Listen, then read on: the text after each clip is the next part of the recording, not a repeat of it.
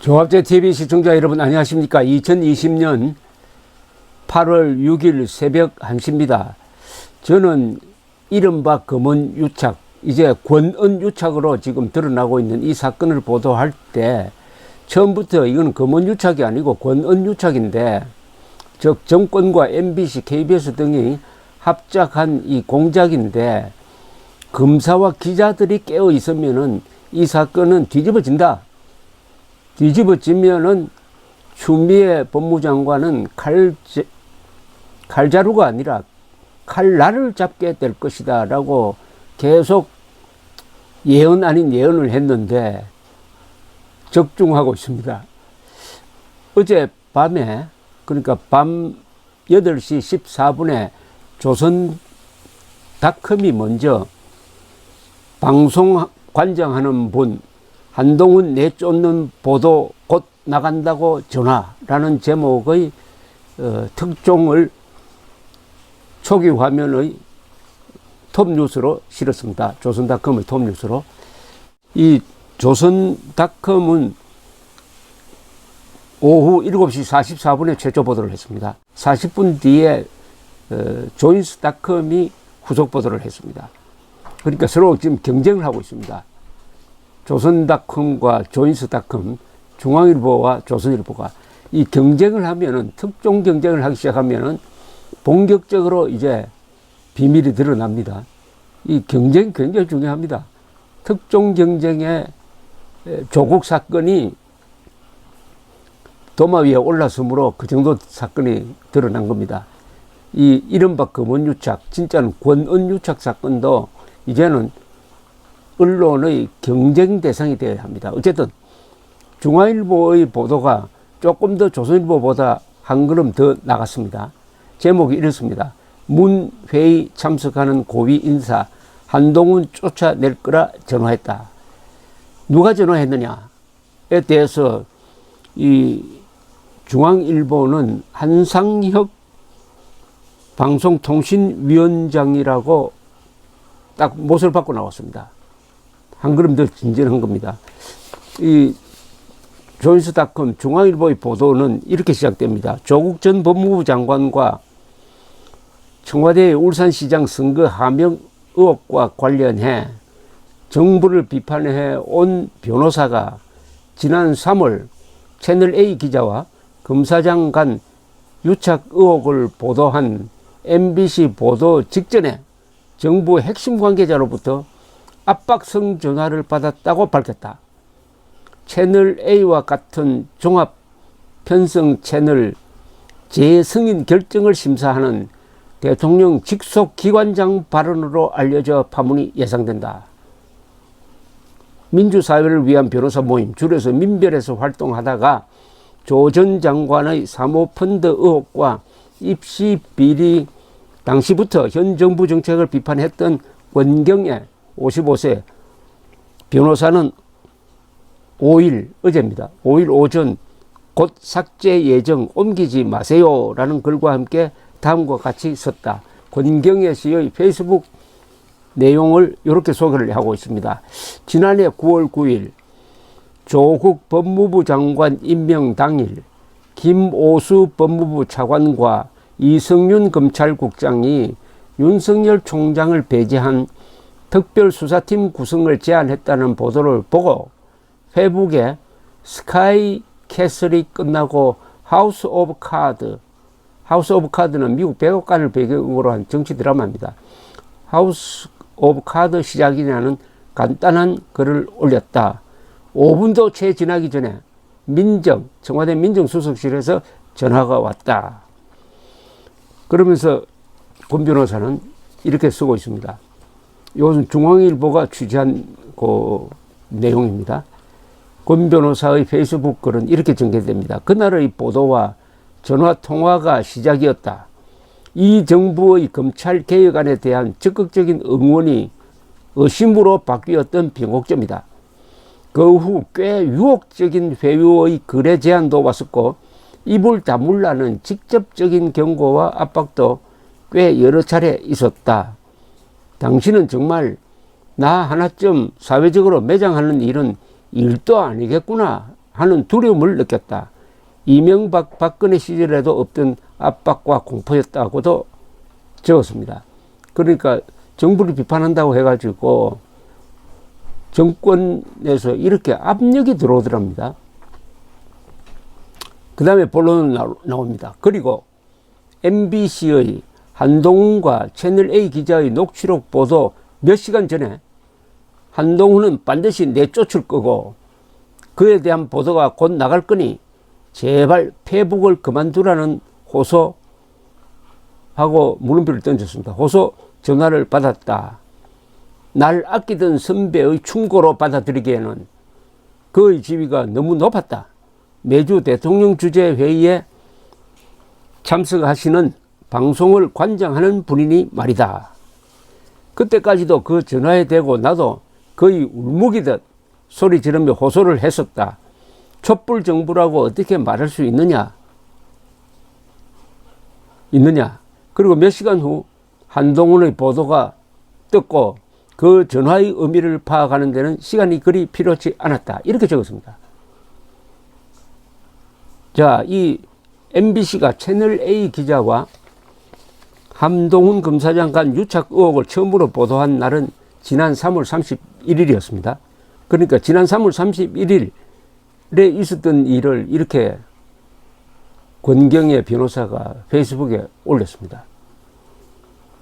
그런데 중앙일보는 권 변호사가 언급한 방송을 관장하는 분은 바로 한상혁 현재 방송통신위원장으로 나타났다고 딱 못을 박았습니다. 한상혁 방송통신위원장은 사법연수원 30기, 그리고 권경의 변호사는 사법연수원 33기니까 3기 선배였군요. 그래서 선배라고 한 모양입니다. 그런데 한 위원장도 민변에서 활동했다고 합니다. 이 권 변호사와 현 정부 정책을 비판하던 인사도 이렇게 중앙일보에 증언을 했습니다. 한 위원장이 권 변호사에게 압박성 전화를 종종 했다고 들었다. 이 문재인 대통령은 지난 6월 한상혁 위원장의 연임을 결정했습니다. 문제는 중앙일보는 이렇게 보도를 합니다. 한 위원장이 권 변호사에게 한동훈 검사장을 언급하며 전화를 했던 시점이 방송통신위원회가 채널A에 대한 재승인을 연기한 뒤라는 점이라고 했습니다. 이때 아주 타이밍이 미묘합니다. 채널A에 대한 재승인 여부를 방송통신위원회가 검토할 시점에 바로 이런 기사가 나왔다는 겁니다. 그러면 이게 사실로 밝혀지면은 채널A 재승인 거부로도 이어질 수 있는 것이니까 채널A로서는 얼마나 신경이 써 있겠습니까? 회사의 존폐가 걸린 문제니까. 그래서 채널A가 서둘러서 이동재 기자를 보호하지 않고 취재윤리 위반이라고 해가지고 해고 처분을 했습니다. 그리고 그 뒤에 채널A와 동아일보는 이 사건에 대해서 매우 미온적 보도를 하고 있습니다.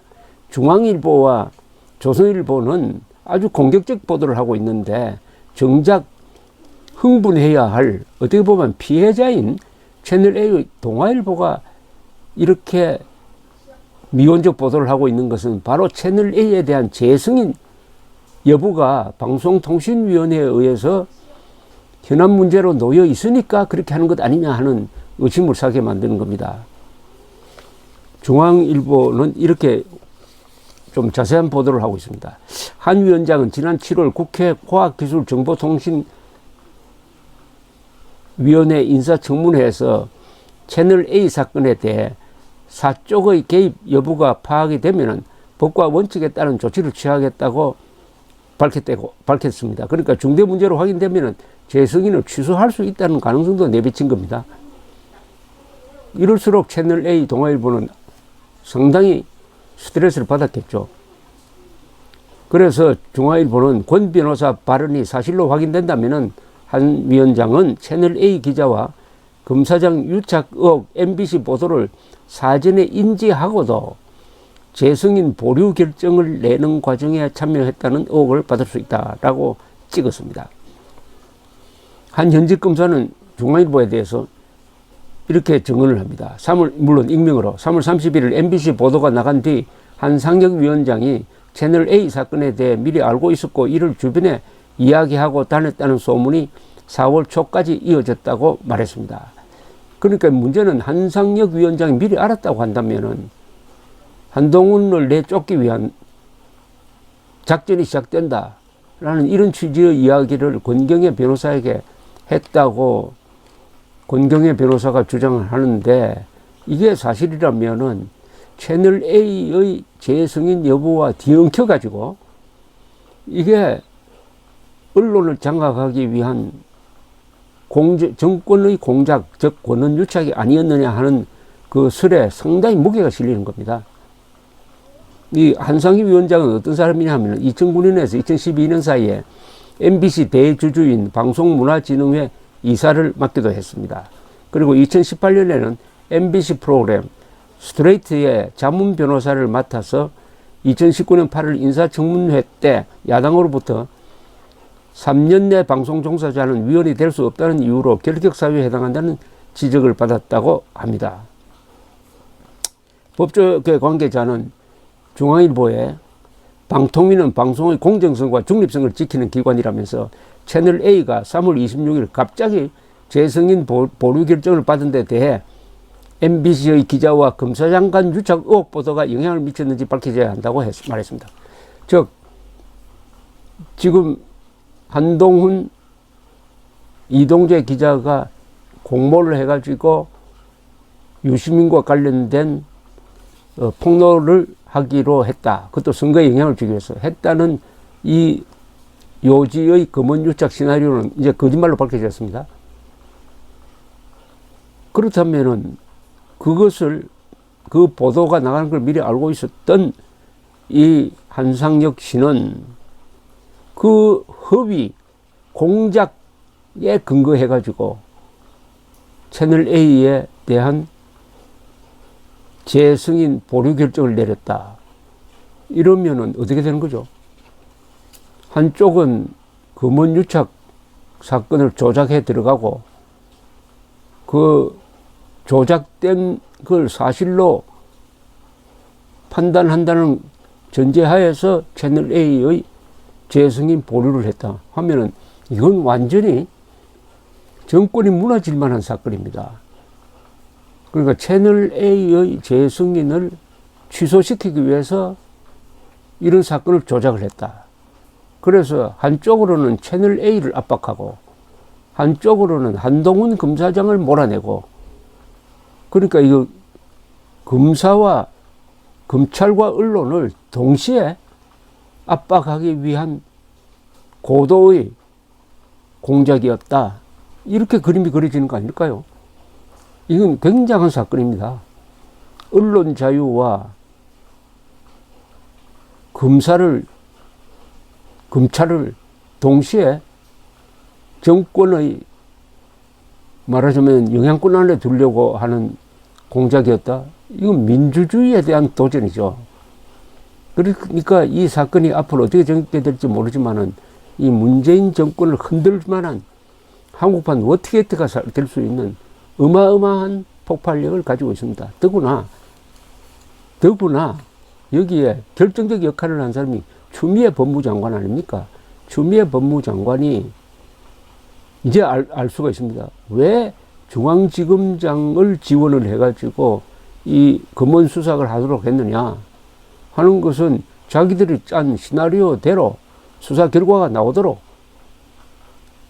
말 잘 듣는 사람을 시켰고, 윤석열 검찰총장이 눈치를 채고 그게 브레이크를 걸려고 하니까 수사 지휘권을 발동을 해가지고 윤석열 총장의 손발을 묶어버렸다. 이런 게 되는 거죠. 그러면은 한상혁, 추미애, 이성윤 중앙지검장 등이 서로 연결되고, 그 다음에 최강욱 등등 이 정치인들이 같이 연결되는 거대한 일종의 카르텔이 만들어져 가지고 검언 유착이라는 조작을 하기 시작했다. 하는 이런 의심을 정당화시킵니다. 물론 앞으로 더 취재와 수사가 들어가야 되겠지만은 현재로는 그런 그림이 충분히 그려집니다.